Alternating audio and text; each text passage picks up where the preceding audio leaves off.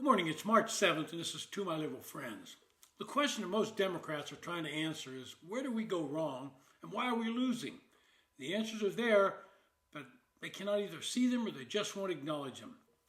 Bill Clinton served 2 terms as president, and he was the ultimate politician. People forget that he was the youngest elected governor of Arkansas when he was elected in 1979. He was only 32 years old at the time. 2 years later, he lost his bid for re-election. Now, most politicians would move on, but Bill Clinton spent the next 2 years traveling around the state asking the people of Arkansas what they wanted him to be, and he molded himself into that person.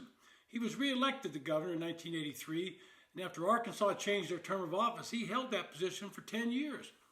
In 1992, he ran for president of the United States, and while president, survived one of the most scandalous sex problems to serve 2 terms as president. He did this because he was such an astute politician and he knew when to pivot. When the Republicans took the majority in Congress, Bill Clinton worked with them. Fast forward to 2008, and Barack Obama was the Democratic candidate for president. His campaign theme was hope, and he was elected as the first black president of the United States. He had defeated Hillary Clinton in the primaries, and he turned the Democratic Party hard to the left. The voters at that time sent a clear signal that they were turning their backs on cultural centrism and moving on with Obama and his promise of change. It looked like a good move because Obama trounced Senator McCain in the November election. But looking back, Democrats should reflect that perhaps it was at this moment that they went down the road they're currently on. Donald Trump defeated Hillary Clinton in 2016, and I believe that Clinton lost that election more than Trump won the election.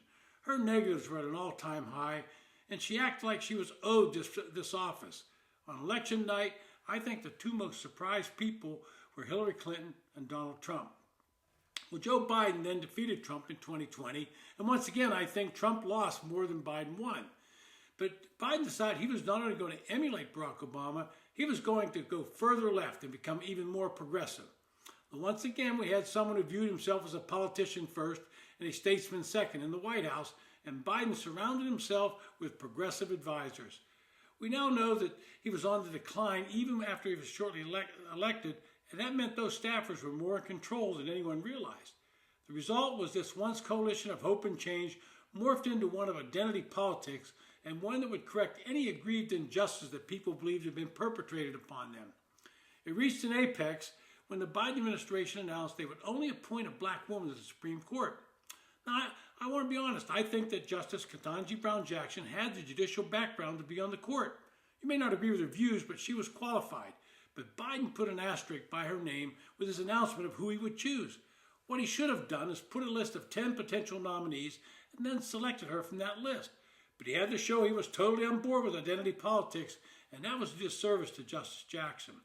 When Biden was finally forced to step aside, and he did so reluctantly and remains bitter about it, he immediately named Vice President Harris as his choice to replace him on the ticket, once again showing he was adhering to the mantra of identity politics.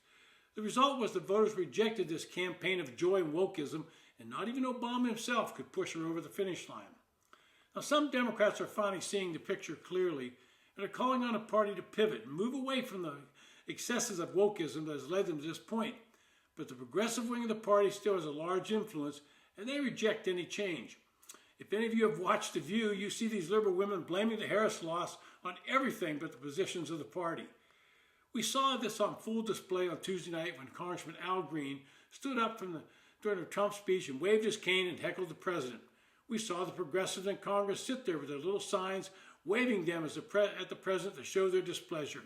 We saw it again when Congressman Green was censured and the progressives surrounded him in the well of the House floor and began singing, "We Shall Overcome."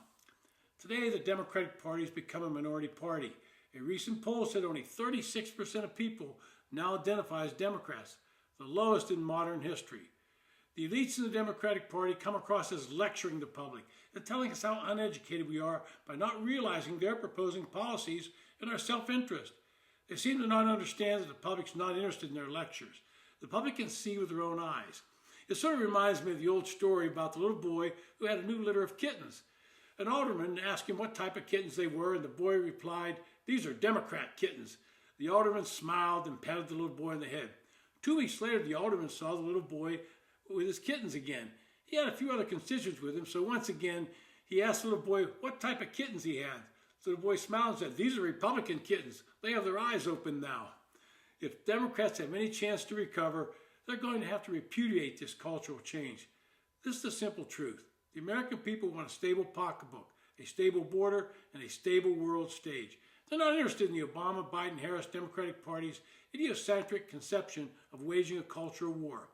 Now, I'm not sure they're up to the change, and perhaps after losing a couple more elections, they might get the idea that they're on the wrong path. Once again, I'm not holding my breath, and being honest, as a Republican, I hope they keep right on down this path. This has been To My Liberal Friends. Thanks for listening.